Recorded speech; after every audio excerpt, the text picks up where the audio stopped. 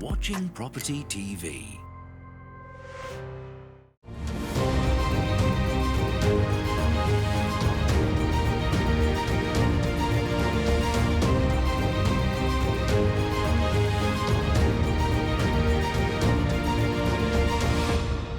Hello and welcome to Property Questions. I'm Stephen Galpin and this is the programme that can answer all your property related questions. Our team of experts are here to help you, and joining me is Sally Wang, international property experts. Welcome back, Sally.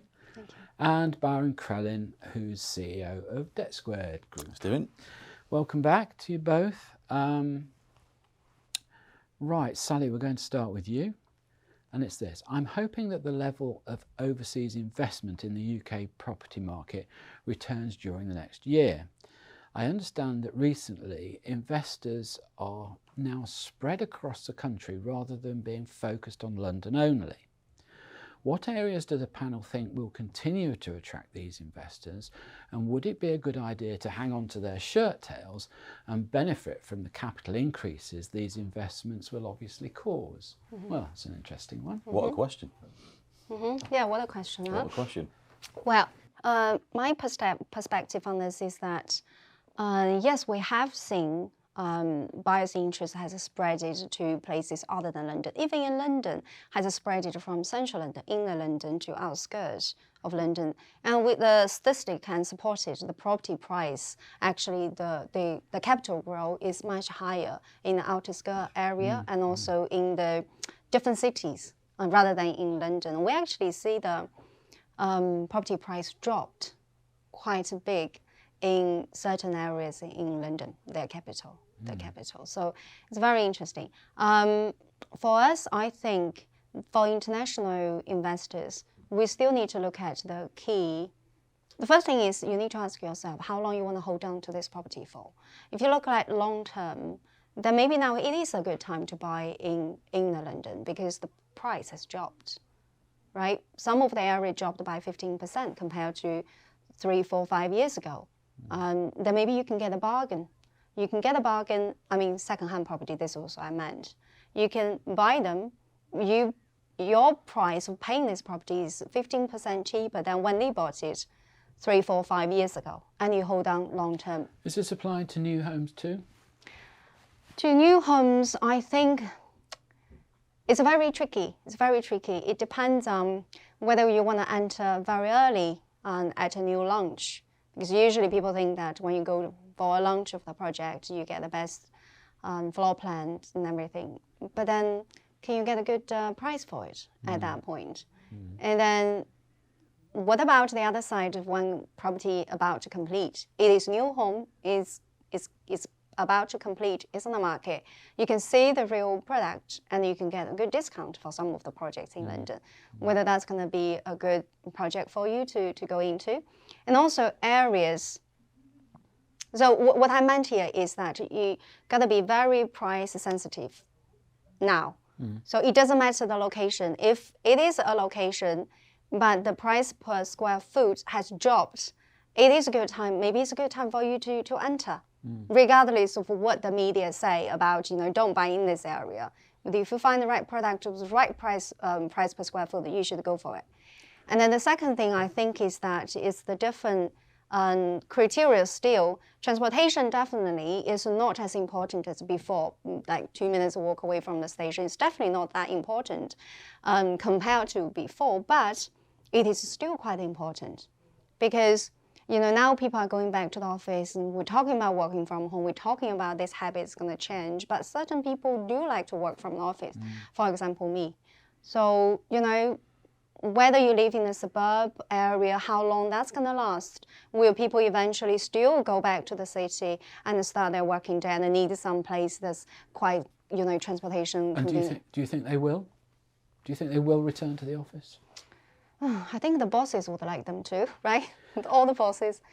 I think a lot of them will go back. I think both people and the business itself misses the interaction of office work. I agree with that, but I think it's a blend of I don't think we'll go back to, and this is my desk.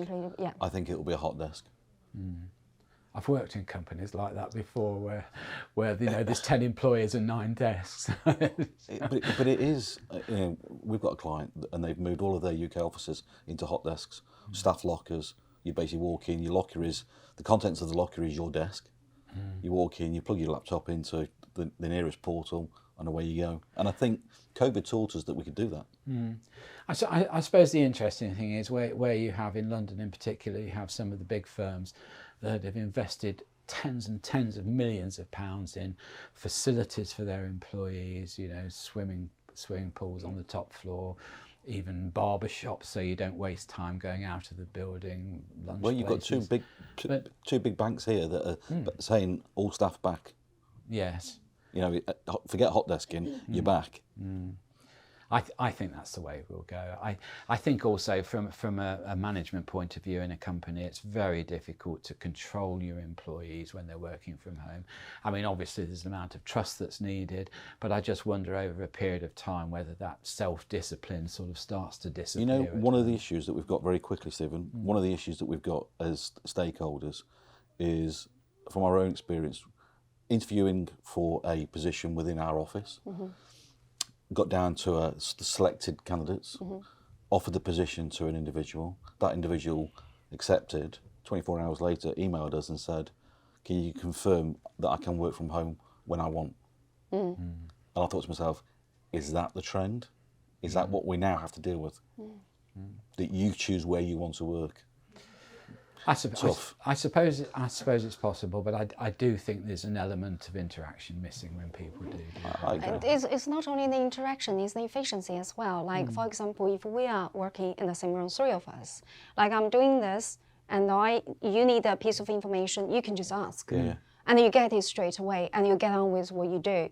And if you're working from home, like, I don't even know where you are, it's going to slow down the whole My process. emails have increased.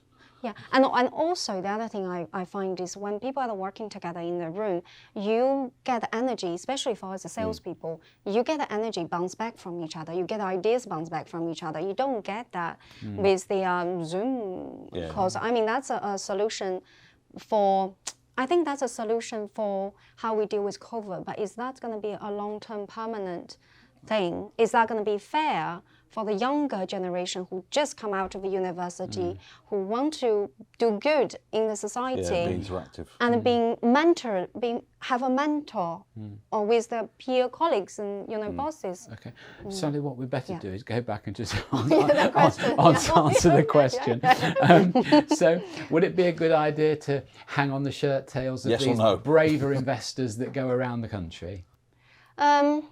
I wouldn't follow, for my company, I wouldn't follow them around the country because, I need to focus on what I'm good at, what I believe is going to be good for my investors. And my investors are Chinese investors, they're Asian. So for them, they are mostly long-term. So location-wise, London's still good. Cambridge are good. We've done many deals in Cambridge this year. Where the educations are, where the transport links are, where the job opportunities are. These are my focus on. I won't follow them around, and I don't think they want me to follow them around because they need advice from me. Okay. Yeah. That's a good answer. Thank you. Good answer, Sally. Okay, Byron. I understand that the government have introduced statutory legislation on VAT regarding High Court and commercial landlord enforcement actions and on CCJs, including, of course, commercial rent recovery. Can the panel expand on what this new ruling means as a creditor seeking to recover debt, also when I'm recovering unpaid commercial rent from my tenants? This was raised back April 2014 when legislation changed on the commercial landlord-tenant relationships. New legislation came in terms of how you would go through the recovery of rent, and within the piece of legislation it referenced VAT, but it sort of led the reader, ourselves, our clients, tenants, to it wasn't conclusive in terms of the recovery, the recoverable of element of VAT when a charge is applied to a tenant. So when a landlord instructs us, we make a charge to the tenant, and with that becomes a VAT element. And within the regulations back in 2014, it almost led you to read that actually the tenant's not responsible for VAT. So we asked the VAT clearance office to give us definitive answers on this. And they said, your reading is correct. So, okay, but we need a policy. We need to see something because, we need to take it to the market and say, this is how VAT is treated. We've had that in November this year. So it's taken some time, but we've got there. And the conclusion is that if you're creating an action, so you're a landlord or an agent on behalf of the landlord, and you're creating an action, whether it be collecting commercial rent or collecting or commencing with an action for a CCJ, the VAT that sits around charges that we apply for the action are the responsibility of the landlord. Where historically what we would do is we would charge £75 to send a letter, plus VAT, and the tenant would pay that. Now it's you set £75 to the tenant, the VAT element is the landlord's responsibility. And it crystallises at the point when that fee is recovered. Does that apply whether the tenant or the person being recovered from is VAT registered or not? So good point. So VAT, if the landlord is VAT registered, then we pass the VAT to the landlord. And the revenue is saying it's because the landlord, either directly or via their agent, as the claimant, have created the action. They've engaged you to take an action. It's not the tenant's responsibility. If the landlord's not VAT registered, we collect the gross figure from the tenant. However, the tenant is not entitled to VAT relief. Okay. So £75, £15, Mr. Landlord, there's your VAT bill. If you're not VAT registered, Mr. Tenant, here's a bill for £90, and you're not entitled to a VAT statement from us. I can see arguments cropping up here. And also, and also the administration nightmare. Oh yeah. Because commercial rent has stages that we go through as a process. So we're going to be raising more invoices, which means landlords are going to have to, or the agents are going to have to process those invoices, etc. The landlord, from a landlord, it's in and out. It's not a new cost as such, it's VAT. Okay. All right, well, that's all we've got time for in this half of the show. So on that happy note of discerning the VAT liabilities, join me again after the break with Sally and Byron. You are watching Property TV.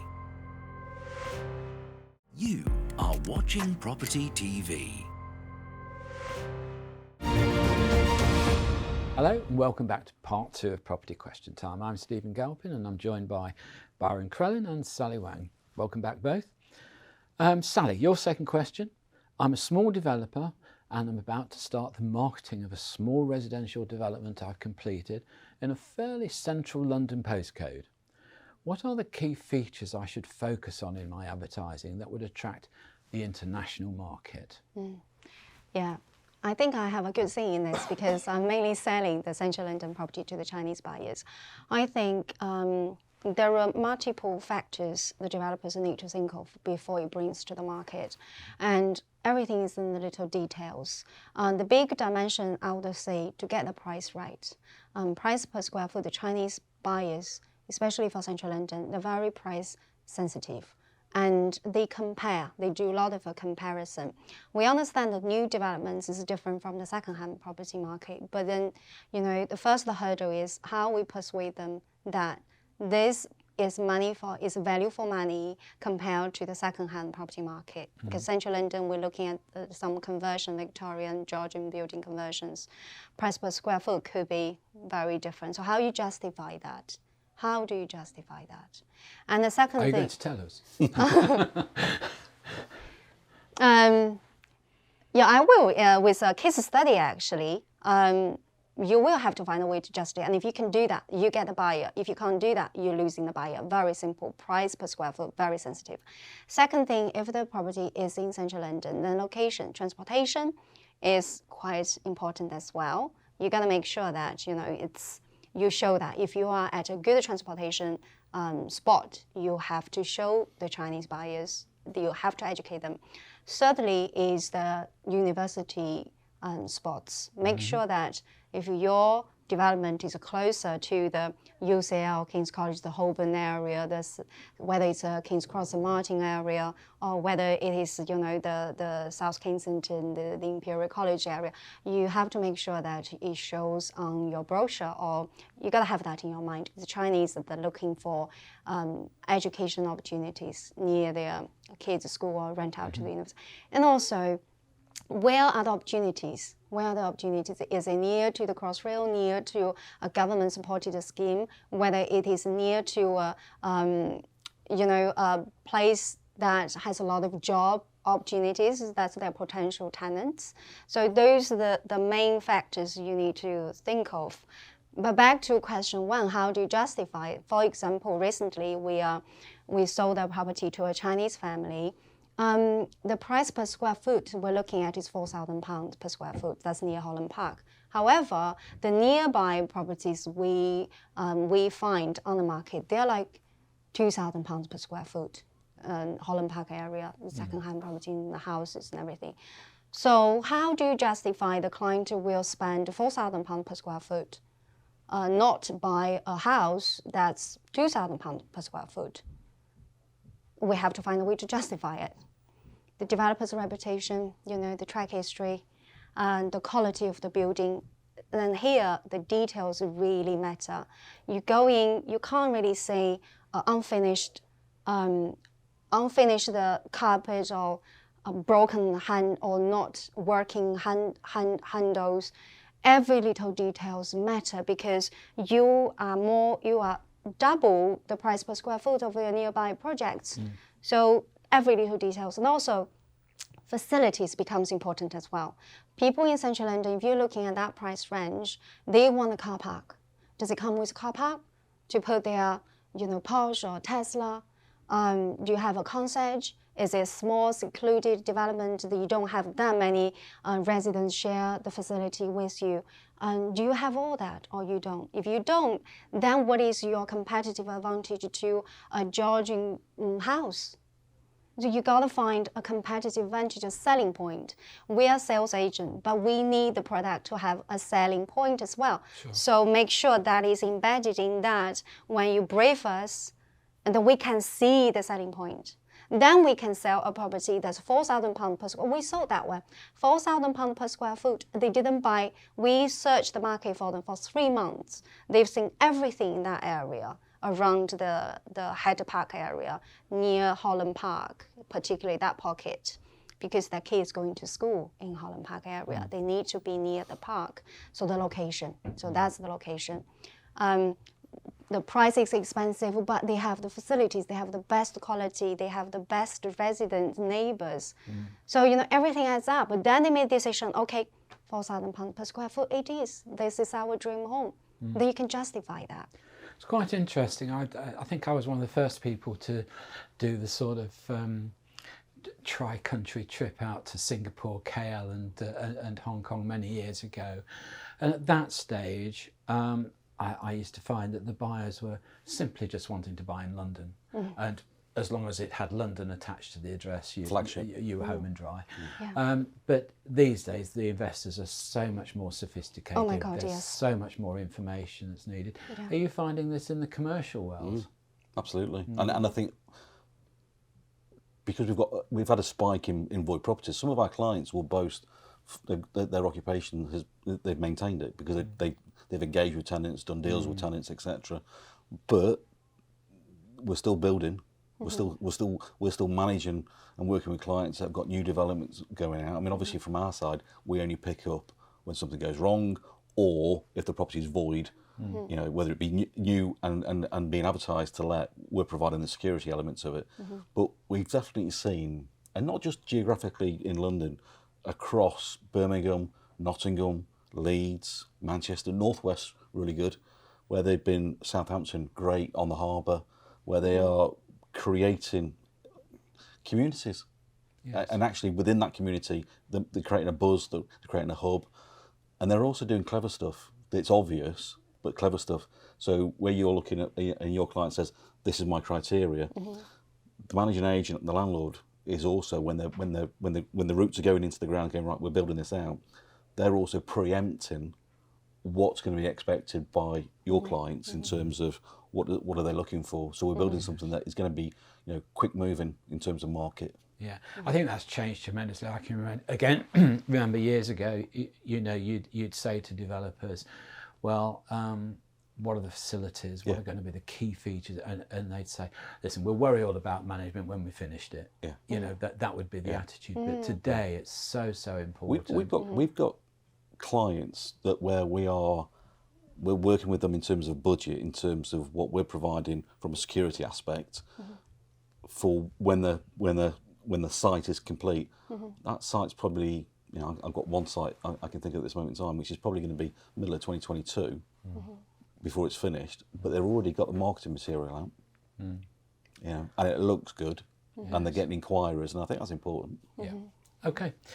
Byron, your last question of the day. Following the pandemic, I have several individuals who were commercial tenants that have since left their premises, owing me rent and service charge. Shock. Can the panel advise what options I have in terms of recovery? Yeah, well, I mean, this is something that is, it happened pre-COVID. Nothing violent. This happened pre-COVID, where, you know, we've seen tenants overnight disappear. We've turned up on behalf of the landlord to recover an outstanding bill, and, you know, oh, there was a van here last night, and I saw some people taking some stuff out the shop, thinking, right, okay, they've gone. COVID, because of lockdown, we've not been able to. I mean, we are deemed by the government as frontline workers, so we're active, so we're out and about in our vans, visiting properties. But of course, in lockdown, there was a high percentage of tenants not trading, and some tenants chose not to reopen because it was not cost effective for them.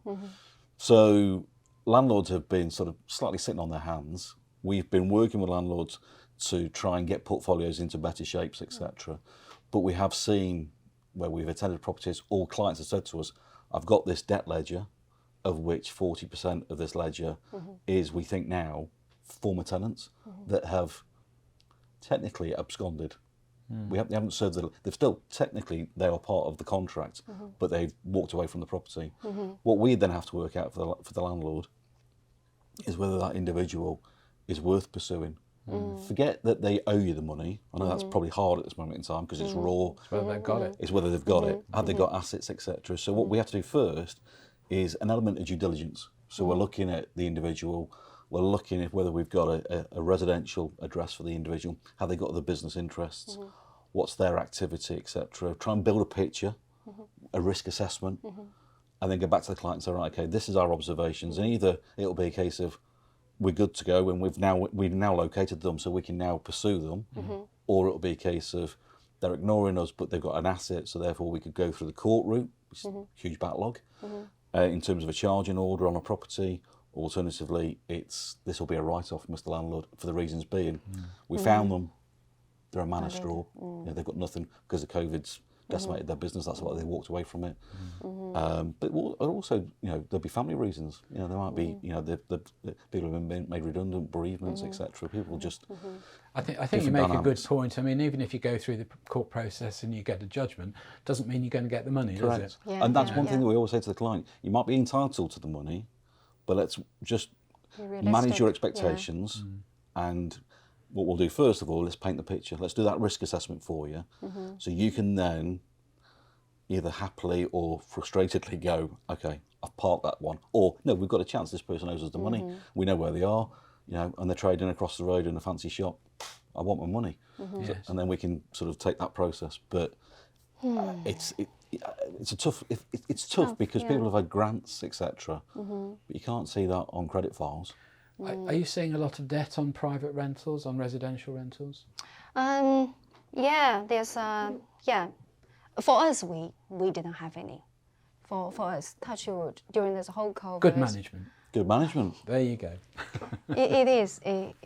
We didn't. We've seen a couple of signs that the tenants didn't want to pay because they're behind, and then we will go knock on that door. I think that's the key point, though, isn't That's it? the key point. You've got to be kill it. interactive. You can't Yeah, just you've got to contact. kill it before it becomes Yeah. big. And if you just leave it, and then they'll be like, okay, nothing happens to me. The landlord doesn't care. I'm just not going to pay my rent. So we knock on the door. We knock on the door like 7 o'clock in the morning. John does that.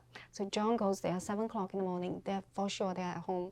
Or 9 p.m. They're for sure they're at home. Sometimes they don't open the door, but they know somebody is there, and they can see that through the glass, and then they will know, oh, they're after us, we better pay. And you know, it's quite funny. One of our tenants, they didn't open the door for John, but next day they pay. And John said, I'm sure they're inside. Yeah, so that action actually helps. Yeah. Okay, jolly good. Well, that's all we've got time for in today's show. So a big thank you to my two expert Thank you. guests. That's Sally and Byron. Thank you both Thanks, very much Stephen. for coming Thank you. in. Don't forget, if you have a question for our expert panellists, do get in touch with us through the website propertytv.uk. And I'll look forward to seeing you next time on Property Question Time. I'm Stephen Galpin. See you then.